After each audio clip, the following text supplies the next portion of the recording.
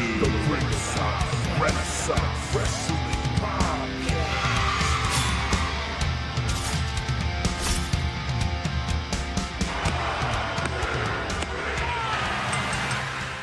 Yes, welcome back to Ringside Renaissance, and we're here with the RRW Weekly review for AEW. And I'm here with Pretty Deadly Jesse, and I'm Combat Joe, bringing the flamethrower to all these weak podcasts. Yeah. What's going on, Jesse? How you doing, man? Hey, man, the bus stops here. Yeah. We the Scapegoat bus. We're the scapegoats of this podcast world. Yeah. Shout out to everybody else doing their thing, though. Shout out for to sure. the IWC. Yeah. For sure. Good Most and of the them. bad, man. Yeah. The good and the bad. Yeah. Keep your dong pictures out of DMs, bro. Yeah. We don't want to see that, but we appreciate it. Yeah. we appreciate the pictures. We just don't want to see them. Don't send them to the official account. Send them to our personal accounts. Oh, man. Yeah, so this starting off like a train wreck. Yeah. Just like... And, you know, this is the elephant in the room, the scarf in the room, baby. You already know. It's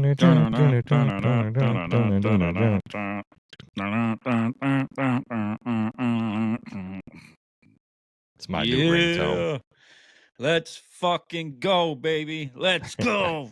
Let's The go. king Let's get has has returned. The prodigal son, baby. Let's go. Yeah.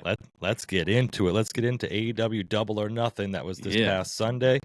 And we don't have to wait long to get to what we're talking about. We started off, we had some buy-in matches. We're not covering that shit. We're going to get right into the main card, the International Championship. Will Ospreay versus the champion, Roderick Strong. With the undisputed kingdom, undisputed United Nation. United Kingdom. Kingdom nations. Yeah. Yeah. Something like that. Universal dog shit. So, yeah. So anyway, Ospreay and Roderick Strong put on a solid performance. I think Roderick Strong's very, very underrated. Yeah. He proved that even more so again. Yeah. And I think that as over as Will Ospreay is, I'm just going to say very quick and leave it alone. I think that he's starting to show he's a little bit one-dimensional with his high flying abilities. Okay. I'd like to see more mat wrestling, more technical style. Like, I want to see a match where he just abandons that high flying aerial assault and just puts on a pure wrestling match to see what he can do. Right. Because he was somewhat able to do it with Bryan Danielson, right? Right. Yep. Yeah. So, like another great technical wrestler with Roderick Strong, he had a good match with it. I'm not saying he's not a good wrestler, but right. The same moves being done in every single match, then it seems like there's some cooperation there, and it just kind of whatever. But as far as a wrestling match is concerned, I think it was a great way to kick off Double or Nothing. I think the crowd was hot for it. It was a good crowd, good turnout, good crowd. And I mean, I at the end of the day, I don't think that if there wasn't any fuckery or interference, I don't think that Ospreay wasn't going to come out of this as the new international champion. Like, I think that there wasn't. I thought there'd be some sort of interference or something, but when there wasn't, it was like, okay, there's no way that Roderick Strong is going to be Ospreay clean, Yeah. It was a good sound match. A good way to start off the show. I thought they both did their thing. Roderick Strong looked great. Yeah.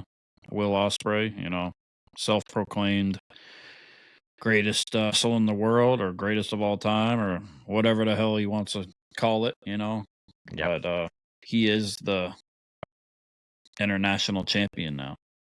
Yeah, and there's some bullshit that happened in the match, like Roderick Strong. I don't even the United Kingdom. I don't remember Taven and Bennett. I don't remember if they even have a tag team name, but at one point, Bennett had Ospreay up on his shoulders on the outside of the ring. Roderick Strong distracted the referee, and then Taven came in and hit the ropes literally right next to the referee.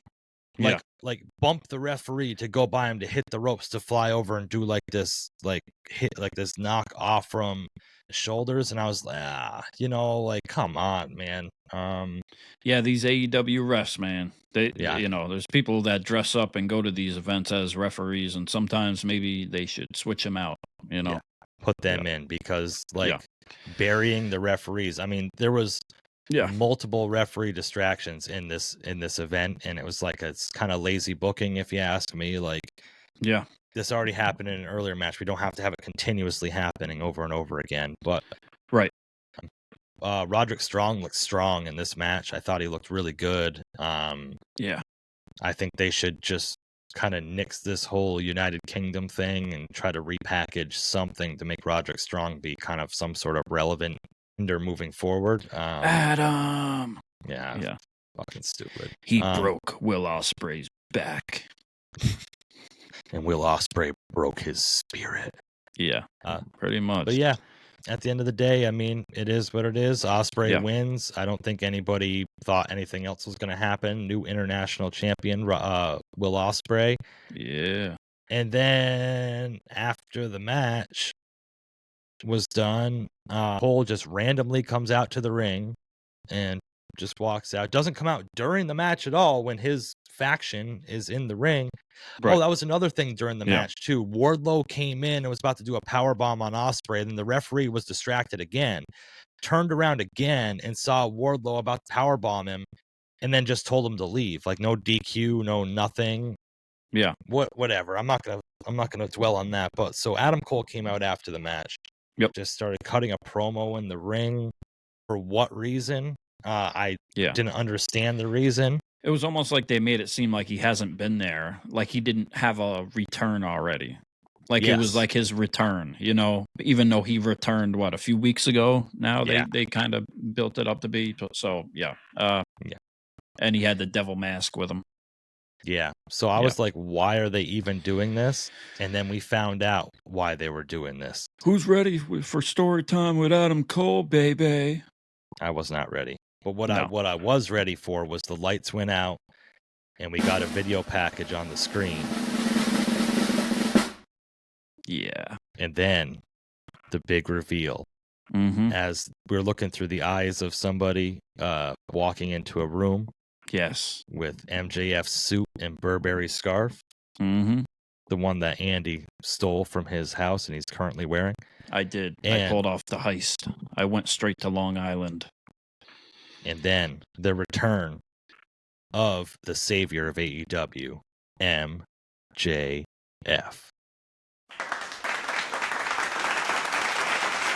Those claps are exciting enough. MJF comes out to the ring almost sporting like a Triple H 2002 like jean jacket, leather jacket combo thing. Yeah, and on the back he had his patented Burberry design. With the lion tattoo on his arm was on the back too. And comes in the ring. Classic MJF, kicks Adam Cole in the nuts, pretends to hug him, kicks him in the nuts, says, "Get this pile of shit out of my ring." And proceeds to cut an MJF promo. You're damn right. Yeah. So good. So well done. It was very much needed. The crowd was hot. When his entrance music was playing as he was walking out, the chants of MJF were drowning the entrance music out. And they were ready for it. I wasn't sure if he was going to even come out, too.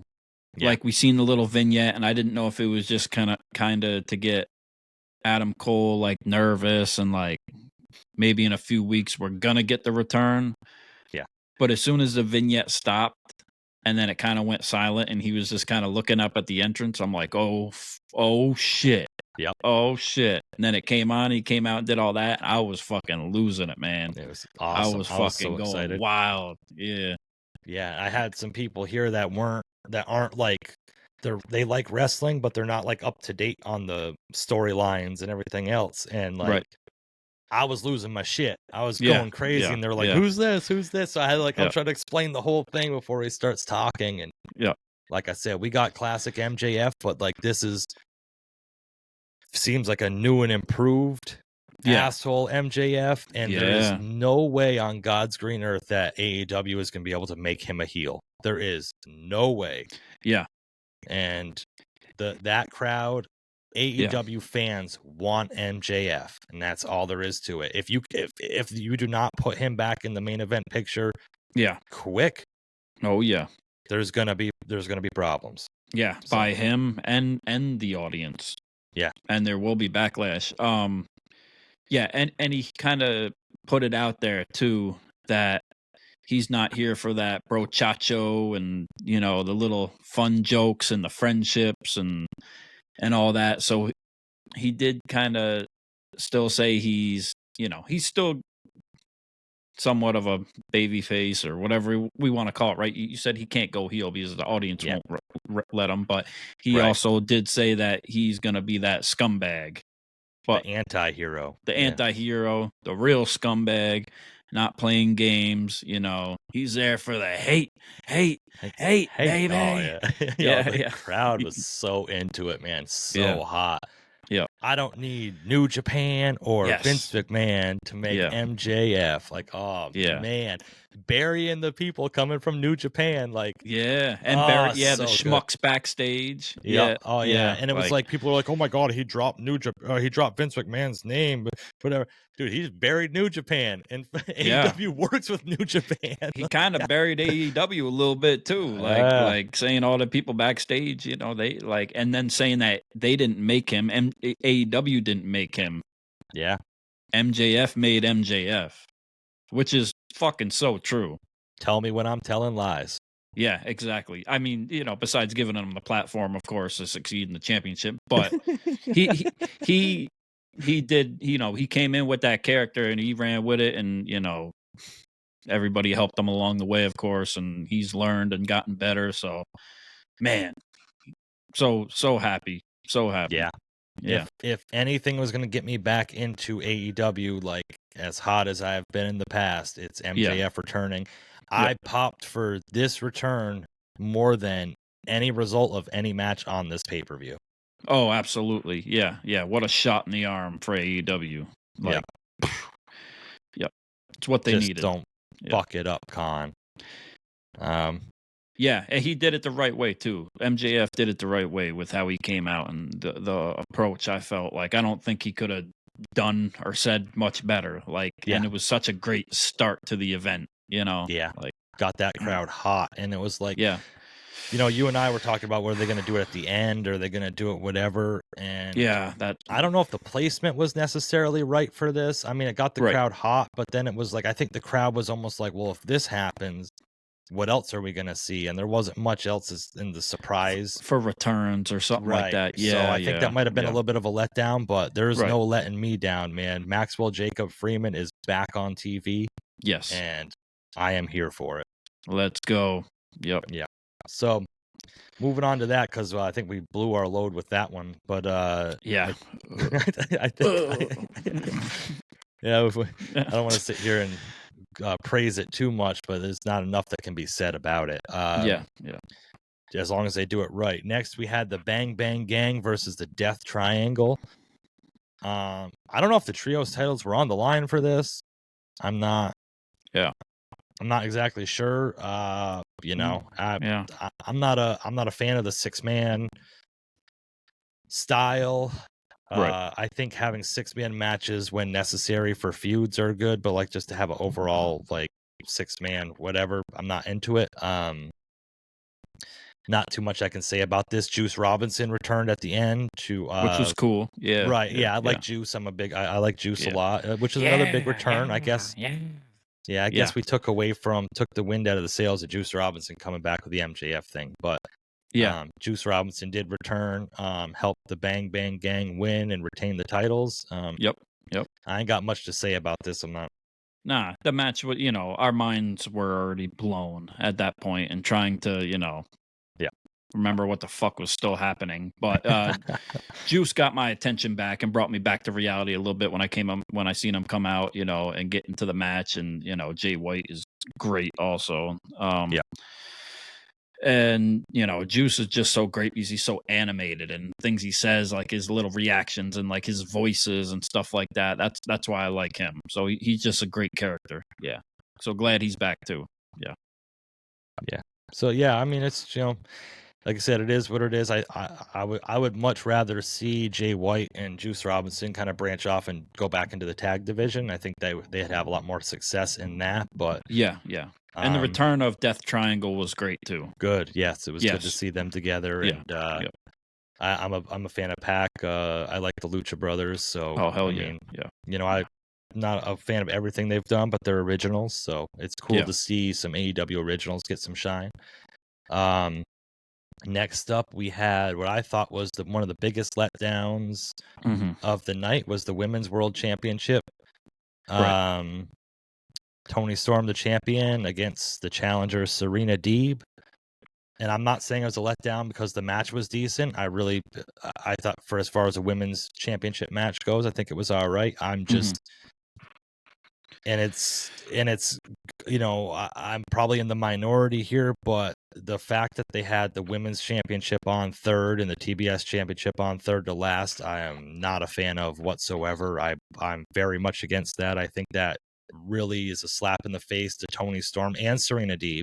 Yeah. And that took me out of the match, and it's no fault of these two wrestlers. It's the booking and match card decision on Tony Khan's part, and I just wasn't a fan of that at all. Yeah, it doesn't make sense. Yeah. I didn't think Serena was gonna win. I was hoping. Yeah, no, me too. Like I would have been fine if she won. I thought they put on a good match for the most part. The finish show, I just wasn't into it. Just what like Storm Zero and how it played out. And I'm over Toni Storm at this point.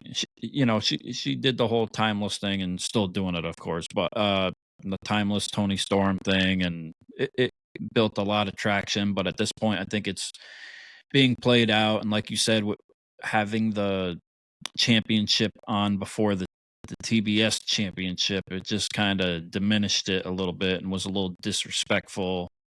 Yeah. I don't think Serena Deeb's ever really gotten her flowers in any wrestling promotion, and it's kind of a shame. No big promotion at least. Yeah. Right. Yeah. And I'm a big fan of her work, and to see it not for her to have like a meaningful payoff is kind of disheartening for me. Toni Storm, like you said, won. Yep. Just retains the title. Next we had the blood feud of the century. Orange Cassidy versus Trent Beretta. Yeah. And to be honest with you, I started watching this match and halfway through I started scrolling through my phone and did not even see the finish of this match. So you take this one away. I may have done that too. Yeah. I just wasn't that into it because it's just like the storyline. I felt like this could have been a match that was like the 0 hour or the pre-show again with how they build Cassidy now. And like, not to take anything away from him or Trent because, like we talked prior, I prefer the best friends version of Trent and, their whole tag team and when they were all like kind of a trio. Right. But they do have this blood feud going, but it's kind of been going and it's still continuing now. Unfortunately, even with the finish of this match on Double or Nothing. So, and Orange Cassidy won this one. Yeah. Trent did beat the shit out of him. I'll give him that. I don't know. I'm just over it. Yeah, me too. I'm over Orange Cassidy. I understand trying to like I said, give some of these originals some shine and some spotlight. And with Trent too, it's great they're trying to give him like a solo thing. But it's just I don't know. It's not working for me. I don't know if it's working for anybody else. If it is, good for them. And good for Trent. But it's just this one's not for me. Then we have the FTW Championship. Hook versus Shibata. versus the champion, Chris Jericho. Yeah. And again, I have really nothing for this match. I have bad things to say, but I really don't want to say too much bad shit. It was a wild and crazy match with some wild and crazy guys. Yeah. I mean, at one point, Jericho brought out the bag full of, was it thumbtacks? No. Was it broken glass? No. It was dice. Dice, yeah. Yeah, but I'm thinking about it, getting slammed on some dice might not fucking feel good. Oh, no, of course not. Yeah, yeah. No, I mean, there was tables and freaking everything galore, right? Yeah. For the most part. You know, we spoke on it more. They're like this whole Chris Jericho thing, this angle is just comical. He's playing into it, being the learning tree, and Big Bill, of course, we were going to get interference, and Hook needed a reason not to win again, and Ciabatta Bread was just, you know, there along for the ride, you know, so. Yeah, you know, and it wasn't, It was just funny parts, you know. It was comical to me. It is what it is. Like, yeah, they did this thing where every one of them got a kendo stick, and like, Jericho was hitting both of them, and they were just like completely no-selling it, just standing there having them hit them, and I was like, you're fucking losing the credibility of the kendo stick by fucking, I don't know. He learning them. He learned them real quick. Learned them real good, and you know who has fallen under the learning tree is the highlight, the sensation, the number one attraction in AEW. I'm talking about Brian Keith, the bounty hunter. The bounty hunter, yeah. I thought we were going to get somebody else when they came out with the mask or something like that. I was like, oh, Enzo. Ooh, oh, man. I thought it was Enzo Amore. Oh, man. I'm glad I didn't think that because, Jesus, what a letdown. I feel bad for you now with the letdown. Jesus. Now that you said that, woo, that would have been nice. I seriously thought it was fucking Enzo Amore.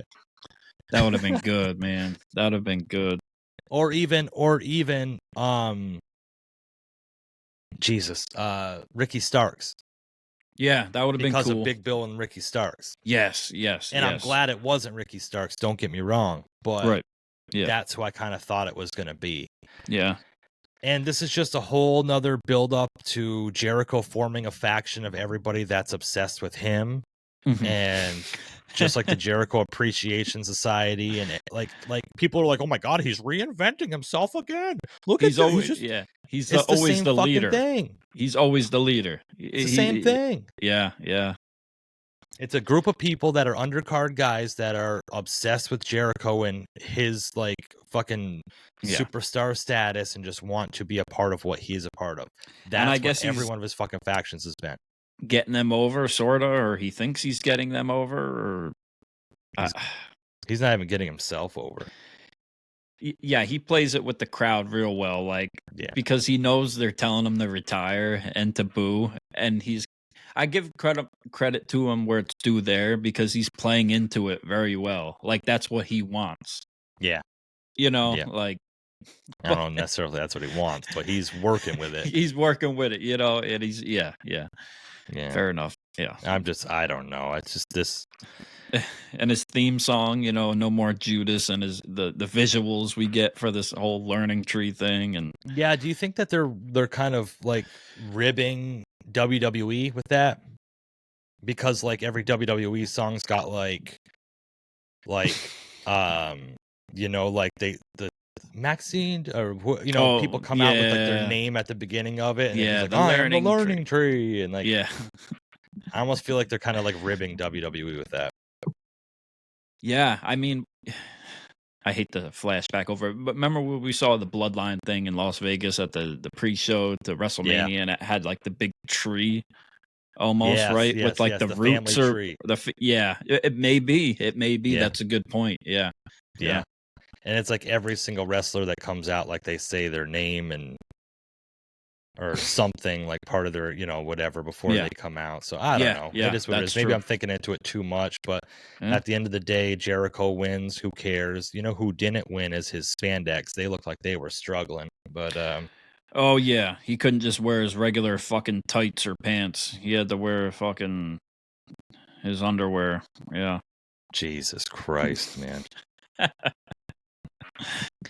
He should get blocked on Twitter like all these other people that are getting blacklisted. He should stay on a 24/7, 365 Jericho cruise. I was gonna say a vacation. Yeah, same thing. I wish Fozzy was a successful band so he could just Yeah. go do that and like Show up not once in be a in while. wrestling. Yeah. Yeah. Too bad Yeah. they suck. Yeah. Yeah, so Jericho wins. Next we have the IWGP Eliminator match. Konosuke Takeshita versus Jon Moxley. Yeah, and another pointless eliminator match. Yeah. Where the another loss from Takeshita. Yeah. Just to get Moxley over again.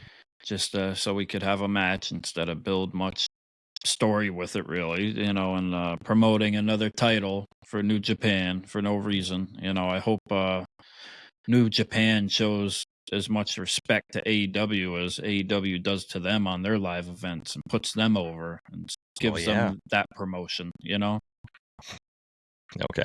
Yeah. Exactly. Well, yeah, well, the Elite came and attacked Eddie Kingston on New Japan. What do you mean? Yeah, I was always a big, even back in WWE with Dean Ambrose, I was a big Dean Ambrose fan. I was a big Jon Moxley fan when he came to AEW, but I'm just getting to the point where he's like a one-trick pony, and it's like, you know, especially with like, same thing with Jericho, like these older guys that constantly have to get over and not wanting to like consistently put over younger talent to help them out moving forward. And Moxley's still got a lot of years left, so I'm not really gonna group him in with that. But like, Takeshita like has been kind of floundering, and for him to keep losing, and you know, well, he was on a pay-per-view match. What do you mean they're not burying him? He's on a pay-per-view match, bro. Yeah, but he's fucking losing. Yeah, we've talked about him. He's so great too, and has so much potential. And Moxley, you know, he's had his time, and it's just like you can change up a little bit. Like I'm just tired of the Blackpool Combat Club, this whole angle, and them like change it up a little bit.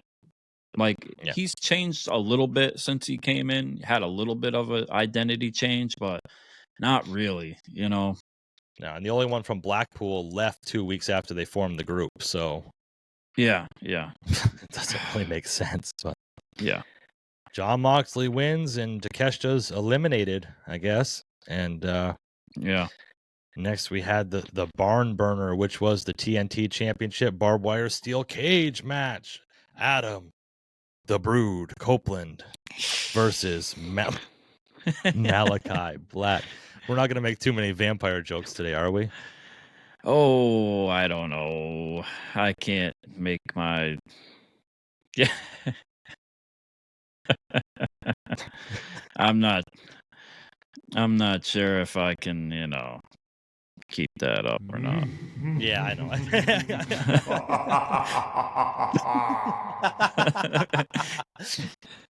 He had things brooding. Yeah.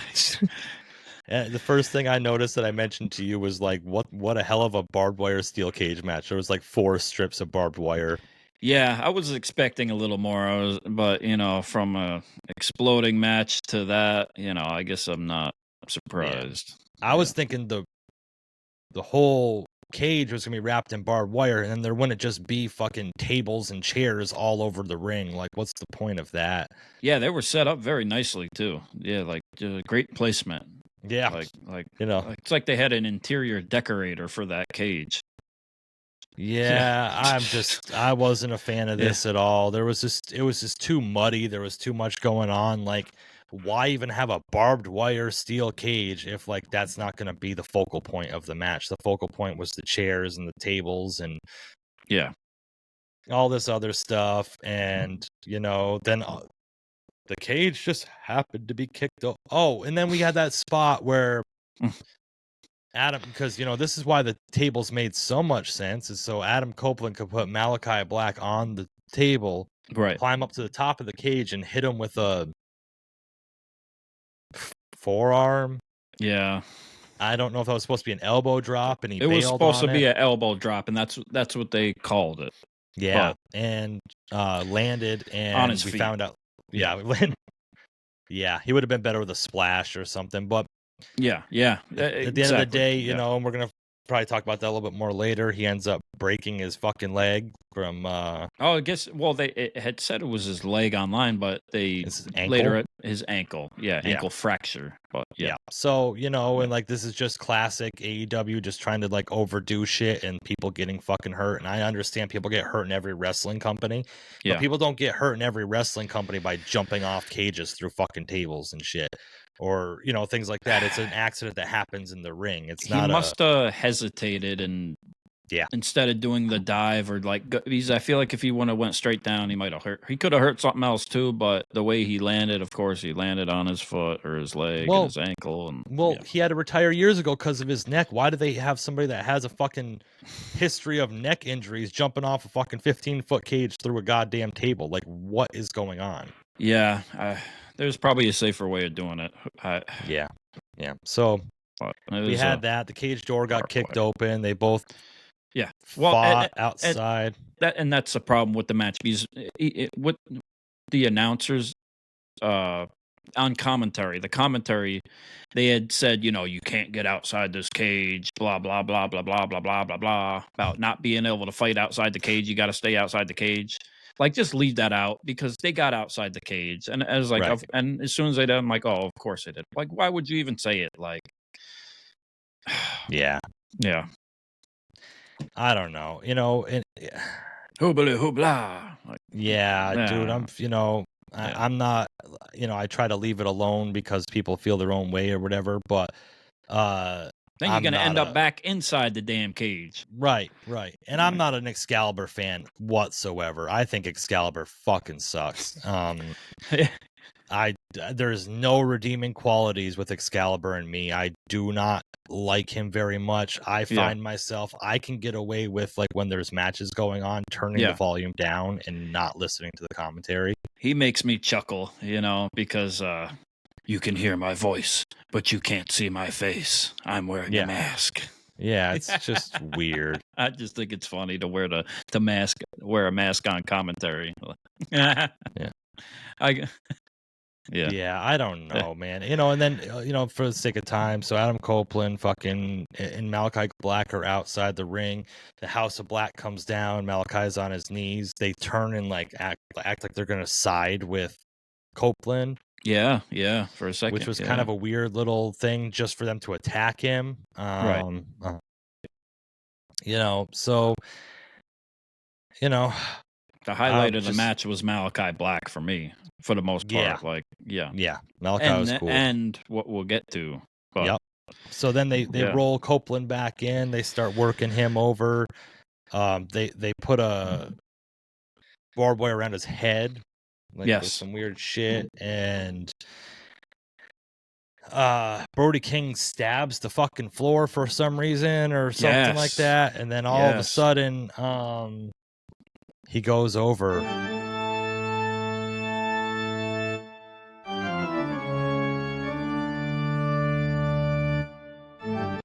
Thank you for keeping that going. Appreciate that. So I didn't know it had two lines. So when he went over, he started, I don't know, flipping his hand out or whatever. And out from the ring was the return of Gangrel. Yes. To help out Adam Copeland, because we knew about the long history between Gangrel and Adam Copeland. Yeah. And ends up helping Copeland win and retain his TNT championship with a long sexually charged embrace in the ring afterwards. Them teeth were real long and hard. Yeah. Just like his actors in his movies. Yeah, I thought vampires don't age, but apparently I'm wrong. Yeah. And with all like the blood from everybody bleeding in the match, you think he would have tried drinking the blood instead of helping. Yeah, he blew the blood in the face though, didn't he? He kind of did that. Like he did. Yeah, and he gave what are they called? Impalers. The DDT he did his finishers. Yeah. Which he still, I give him credit. He still got it a little bit. I mean, like I said, he's a little bigger than he used to be, but And this would have made a lot more sense to me if Christian wasn't a heel and going for the world title, and they would have had a full reuniting. yeah. I think that kind of would have had more of a pop and more of an impact, especially with like 3 guys in the House of Black, 3 guys in the Brood, and Yeah. whatever. But it is what it is. All respect to my fellow vampires out there. I deny your existence. 22, we acknowledge you. Yeah. Yeah, Copeland leaves this match with the TNT Championship and a broken ankle. So, yeah, good on them. Next up, we had the TBS Championship, Mercedes Moné versus the champion Willow Nightingale. Yeah. And in the interest of not completely bashing people and putting this down and probably hurting a lot of feelings, I'm just going to say Mercedes Moné wins and she's the new champion. Yeah, she won. She had a few good spots. Of course, this was set up. I don't think she was going to come back on her first debut match and lose. They surprised me a little bit. It was a little better than I thought it would be. Like, I wasn't too built up going into it, just because I know they do have like their feud from the past, of course, and they've had some matches. And like, if you had watched when Mercedes was in the Indies or New Japan and doing her thing, like, some of them were good and some of them were complete trash. And I felt this one wasn't complete trash. Like, the story was kind of stupid leading up to it, but she had a few good spots on her, and Willow had a few good spots on her. And I'll give her like Mercedes credit for being able to do her finisher on Willow and pull that off, because that can't be easy, in that sense. And Willow had got a lot of love from the crowd too. The crowd was kind of split on it too. I'll say that, with who they wanted to win and who they were cheering for. And of course, we got like a turn, from Stokely and Chris Statlander. So, yeah. You're carrying this one. Like I said, I'm not. There's nothing I found good about this whatsoever. So, yeah, there was a few spots I liked, but besides that, I'm ready for Mercedes to move on and see what else she has up her sleeve. She wasn't. Yeah. What sleeves does she wear? Yeah, for opponents, But yeah. I'm not. I love how they pipe in the CEO chants for her entrance music, and then when the music it's stops, part of the crowd audience doing it with the music, so you can't tell how loud it's really being with the audience. Right, and then as soon as the music stops, there's no CEO chants. Yeah. Yeah. I just can't stand the music again. Like, in New Japan, she used beat from a song, whatever, from Nipsey Hussle, Hustle in the House, and it went, and she had like her vocals on top of it that said money, and it went with it, and I thought the beat was cool. Like, I'm a fan of the song from years ago, so I wish she would have carried that over with it. And of course, backstage afterwards, we got her and Will Ospreay doing the CEO money dance together with their new titles. But I just don't, like we talked about earlier with the titles and the order they were put on, like, and how they're built up. It's dumb, and they should have put a different title on her or reworked it differently with Tony Storm or something like that. I don't know. Yeah. But the biggest other thing we got from it was Statlander turning. Yeah, it's a huge heel turn. I don't know if I'm ever going to be able to recover from that. Yeah. Then we had not the main event, the AEW World Championship, Christian versus Swerve Strickland. Yeah. The fact that this was not the main event really frustrated me. I think it was an okay match for what it was. More referee interference again, and fuckery with that. Swerve Strickland's pretty good. The Wayne family. Yeah, I like the house call finisher. I don't like the stomp off the top rope. It takes way too long to set up, and every single time the opponent just sits up in the ring waiting for it. And it's too much for me. And then Swerve just stands on the rope for like 10 seconds, just standing there, and it just I don't And really Finn's care done for it that. for so long too. Like, Yeah. and Swerve tries to make it like a little different. Yeah. But yeah. Yeah, I'm not too thrilled about that. Like I said, once I found out, and I've talked to people online since then that have kind of explained their position on the Anarchy in the Arena being the main event, and I can understand and not appreciate, but understand where they're coming from and Yeah. that whole concept. Like, like the War Games matches, like the world title will go on before like a War Games match or Okay. things of that nature. So That's like, fair. usually the main Yeah. attraction goes on, and I can understand that. And I guess Anarchy in the Arena was the main event last year, so Yeah. but I just don't think they're really giving Swerve his time in the spotlight like they should. Yeah, the match was good. It wasn't bad, but Yeah, exactly. it just kind of took me out of it, and it was kind of predictable in a way, I guess you could say. Yeah, and I felt like they were kind of almost rushing it to get to Anarchy in the Arena. Yeah, like they had a time limit because they had to save a certain amount of time, and the pay-per-view did run late. It went way later than I thought it would. When we still had 3 matches left, I was like, "Oh shit, this is gonna go pretty late, or else they're gonna really rush it." And they didn't rush it, that's for sure. At least for the last, they had a lot of spots they had to do. But that house call is great move though, and I will say like it looks good on TV, but also seeing it in person at AEW live events, it looks just as good live too. So, cool. Plenty of respect to Swerve for that, and Prince Nana doing his thing and all that. Yeah, the entrance and retains the title. Yeah, so that is what it is, and it led to the Anarchy in the Arena. And there's a lot of. Listen, I didn't even put anything on my notes whatsoever for Anarchy in the Arena. We can go over all the crazy spots they did, all the stunts. I felt like I was watching Jackass 5 at one point. Like I was not anybody that so I'm just gonna fucking draw my line in the sand right here. People on the internet that were saying this is one of the best fucking wrestling matches of all time, you are not a fucking wrestling fan. You do not understand the concept, ideology, or psychology of fucking pro wrestling, and you need to find another thing to watch. Because if you're trying to tell me that this was one of the greatest wrestling matches of all time, you are a fucking idiot.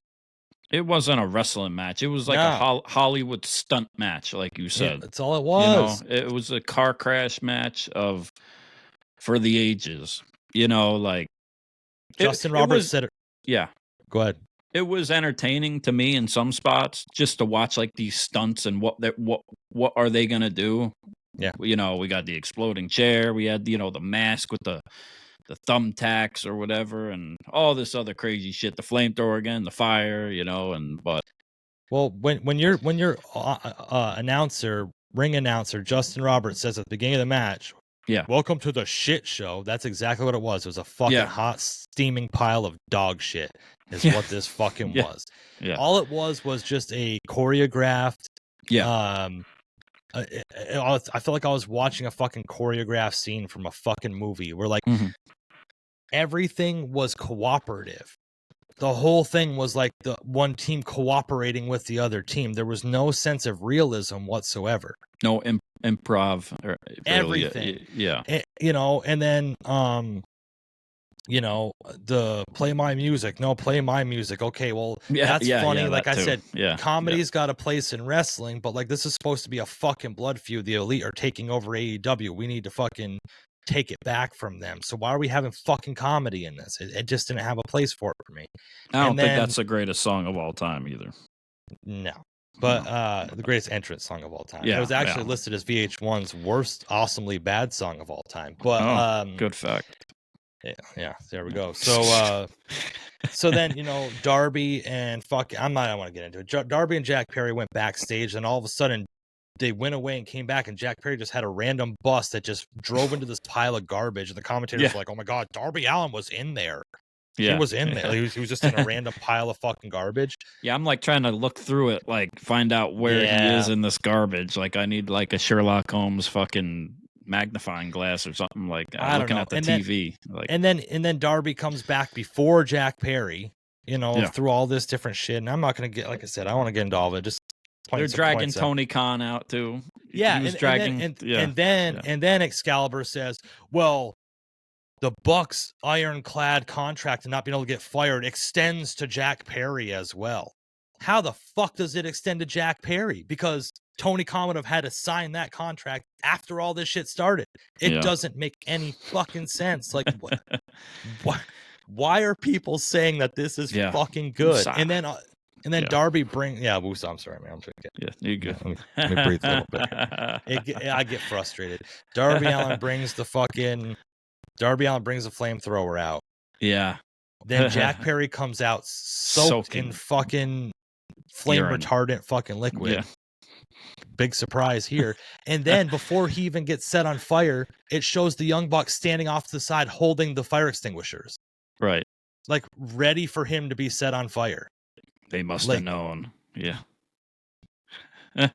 Then they have a random hook come down from the middle of the ring to tie Darby Allin up. Like they planned this out that they're just going to tie Darby Allin up during the fucking match. I don't fucking know. I got him hanging upside down. Yeah. And then Tony Khan's in the back, but they're like, oh, nobody will let Darby Allin down. They're afraid they're going to get fired. Well, Tony Khan's in the back. Tell him to let him down. Like, yeah. It's fucking stupid. This is fucking stupid. The Elite won. I'm over it.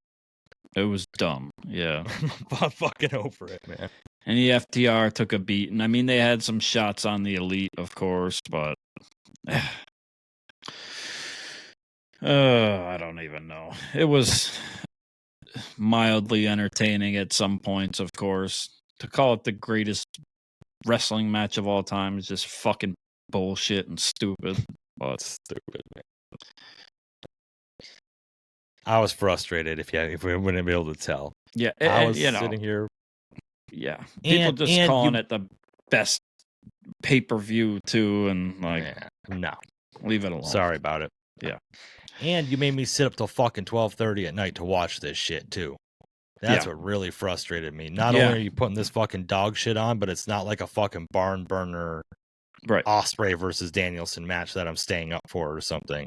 It's fucking Anarchy in the arena. They could have put some more implications on the match too. Like if the Elite lose, they'll have no control of the company anymore. Or they won't be EVPs anymore, or this or that. And they had their spots with their fucking Reebok pumps again. Like, I'll do you one better.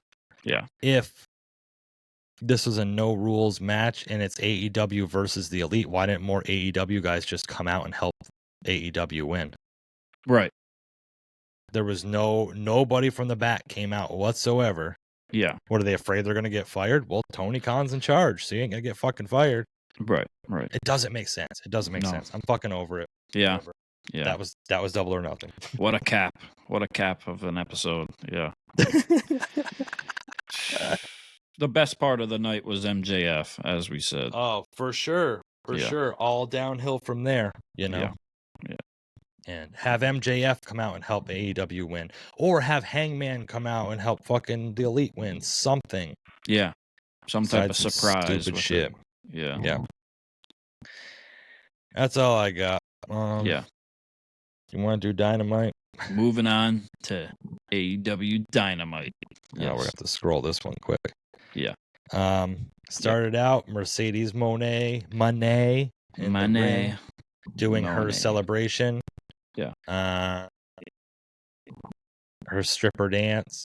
Yeah. Then out of nowhere, Sky Blue comes up on the screen and says she's the one that attacked. Surprise. It was me the whole time. Yeah.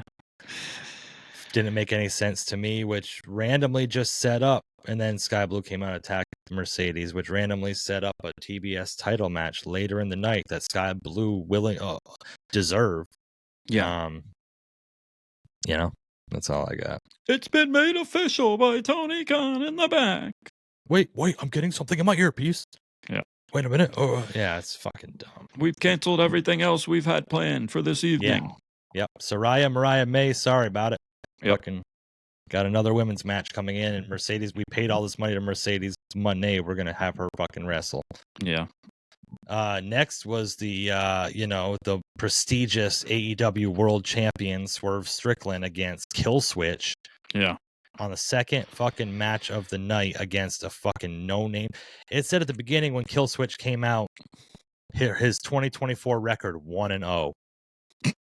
There we go. That's a great fucking contender against Swerve. And people online, well, he's he's Christian's fucking protege. But the feud with Christian's over, isn't He already it? beat the final boss, right? Isn't the final boss Christian? Like, why are we? Yeah, the feud is done. Why are we still doing this? Like, move on. Who's the next competitor? Come out and have a, I won. And now who's going to challenge me now? Hit their music. Come on. I don't get it. And obviously there was not a snowball's chance in hell that fucking Kill Switch was going to beat Swerve Strickland. Took me out of it. Gave him a couple house calls and that long-awaited stomp again. Yeah, and the Kill Switch was done. Yep. And then he cut off a piece of his hair. Oh, yes, Receipts, he did. motherfucker. Yeah. I got you. I got your ponytail, bitch. Yeah, I don't know. So then next up we had TV time. Yep. With Jericho. Again, they're leaning into purposely taking up TV time to have this bullshit on it. That is literally the storyline, is we're going to eat up TV time to have Chris Jericho come out and just say some stupid shit. Yeah, just playing more into the crowd, that they hate him, and he's delusional to it, that he thinks they love him, and said that they are the #1 selling merch on Shop AEW. Yeah. Bullshit. Bullshit. Yeah. I didn't even know that shirt was available on Shop AEW. Doesn't do much for me. Like I said, we got all this talent that we're trying to give exposure to on this fucking show. Yep. And because we want to have a 15-minute fucking promo segment with Jericho, we're just going to throw 20 guys in a random match at the end of the fucking event. Yeah. We had Jericho, Big Bill, and then Bounty Hunter came out, and and then Hook came out, and Hook wanted to take on the whole learning tree, but Samoa Joe came out, and which I'm intrigued by Samoa Joe and Hook. I can be on board with that. That's cool. I can be on board with that. Time for Samoa Joe to get a little bit different look, but that tree was just a little too tall for Hook to climb alone. The redwood, as they call him now. Jesus Christ. So next we had the IWGP Eliminator. Jon Moxley defeated Rocky Romero in another Eliminator match that I do not give a fuck about. That took way too fucking long. Way too long. Scrolling on my phone again. Yep. And then the production before this match, where it was like, when Excalibur was like, "Oh, we're gonna show you the New Japan Strong Women's Champion." Yes. A package for that, and then he's like, "No, wait, no." He said we're gonna show you Moxley versus Takeshita at fucking Double or Nothing. Then he's like, "No, we're gonna show the New Japan Strong Women's Champion." And then he's like, then it showed the fucking video of Jon Moxley, and there was like, "Oh, well, we're having some problems." Like, they're even admitting their fucking shit sucks. So dumb. It is what it is. And then they have Forbidden Door coming up.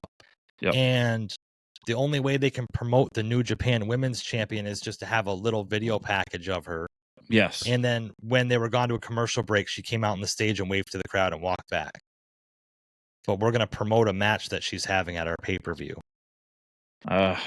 Fucking dumb. So, Don Callis contract signing next.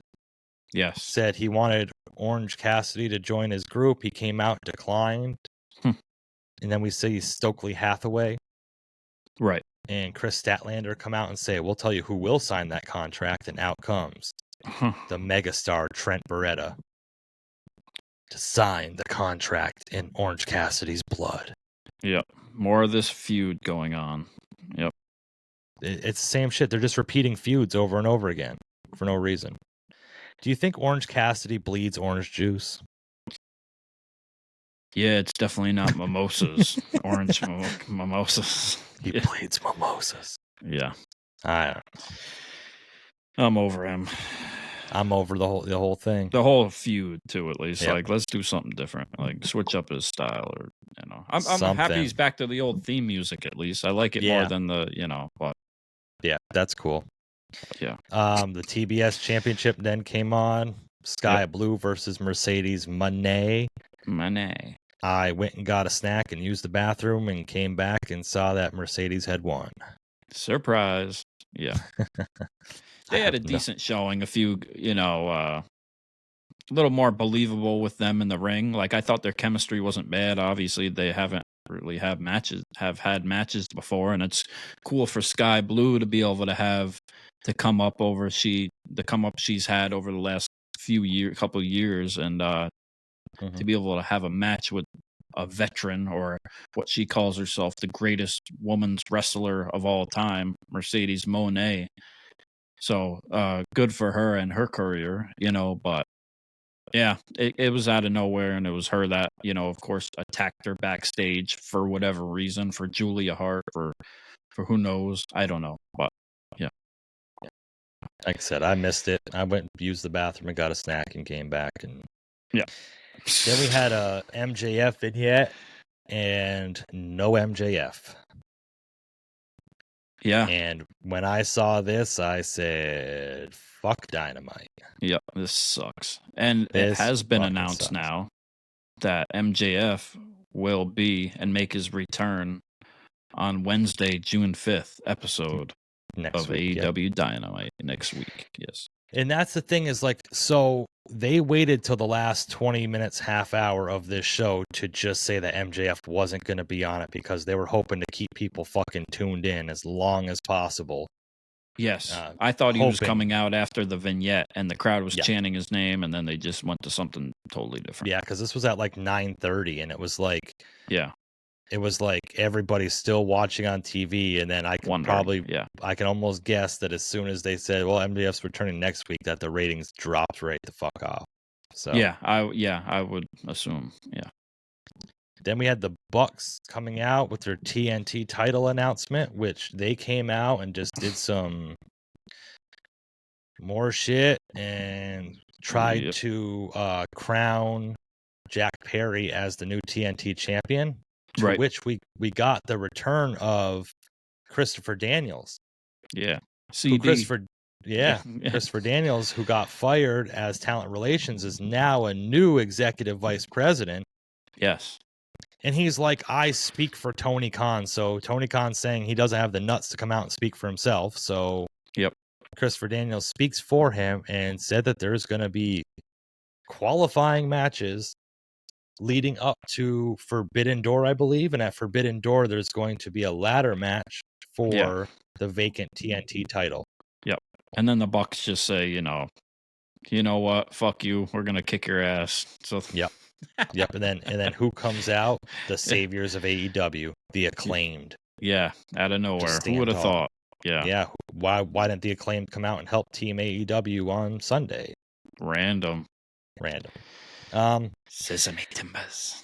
Yeah, this is something I thought. AEW's had a lot of vacant and interim fucking champions, huh? Yeah, they sure have. Yeah. It's like they vacate a lot of titles and have a lot of interim champions. It's like I just thought about that as I was just saying that. A lot of injuries. Yep. A lot of suspensions. Yeah.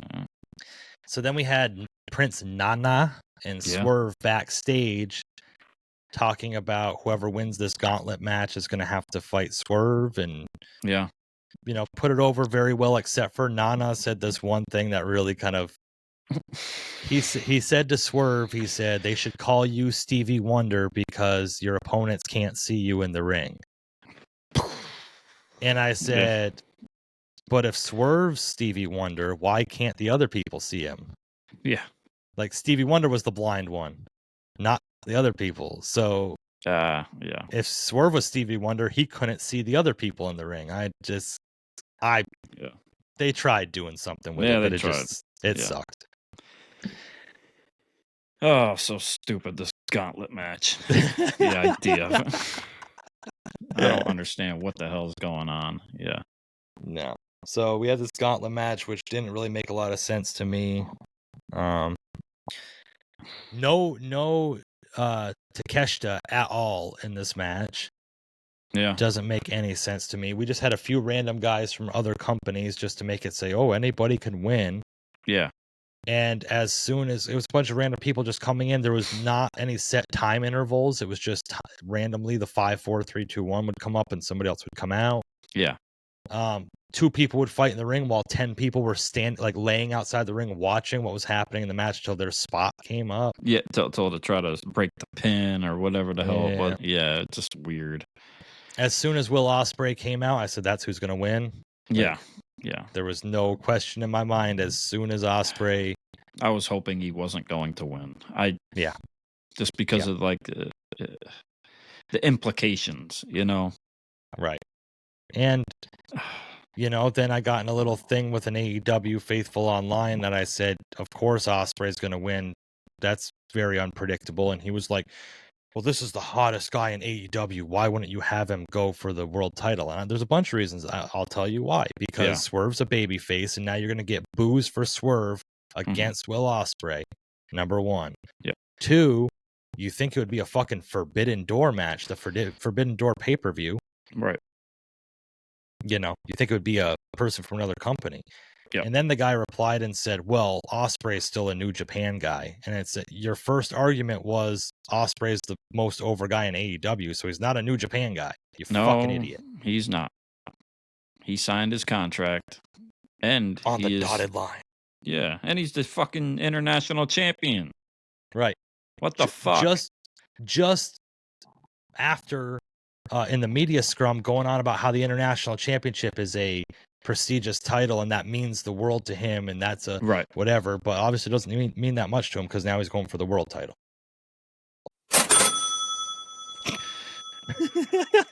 Yep. Cha-ching. Thank you for chiming in. Yeah. I hate to get fucking negative about shit, bro. Man, shit just doesn't make fucking sense, bro. Yeah, I don't get it. But there you have it. Yeah. What I do get is that next week we will get the return. Fucking prodigal son, MJF. Yeah. Please don't let me down, Tony Khan. Please. Yeah. And from what I've seen, reports and blah, blah, blah, blah, blah, is that Adam Cole is still not ready to come back or close to it. So what's next for MJF? I don't know. Clearly not the title or clearly not Will Ospreay, clearly not Swerve. So who's it going to be? Maybe because Roderick Strong doesn't have the title anymore, he's going to go at him for payback and shit? Or is he done with the whole United Kingdom shit? Or Okada. And maybe he'll become part of this whole elite EVP angle. Yeah, I hope not. I sure hope not. Keep him as far away from that as possible. Yeah, but he's going to have to acknowledge it at some point, though, right? Like, somebody's going to have to. Swerve's not going to be part of it. Ospreay's not part of it. Like, where does he fit in with anything? And, like, he's going to call everybody else out in the back and not, I don't know. That should be Tony's man, too, right? Tony paid him all the money. He re-signed, so shouldn't he be, sticking up for him? I don't know. He's all out for himself, of course, which is fine, but it remains to be seen, and I will be impatiently waiting to see what happens. Yeah. Something needs to happen. There you have it. Anything else to say about AEW? Please don't fuck up MJF. Yeah, thanks everybody for riding along with us. It's been a really cool, unexpected kind of thing that we've been doing. We just wanted to be a couple friends talking about pro wrestling, and we talk about it anyway, so just to record it and put it out there and to see response is pretty cool. So let us know what you think in the comment on something, and let us know how you feel and where you think things are going, and we'd like to hear. So this has been the RRW Weekly Review for AEW. You've been listening to Pretty Deadly Jesse, and I'm Combat Jones. And this is the Ringside Renaissance Wrestling Podcast. Peace. Boing.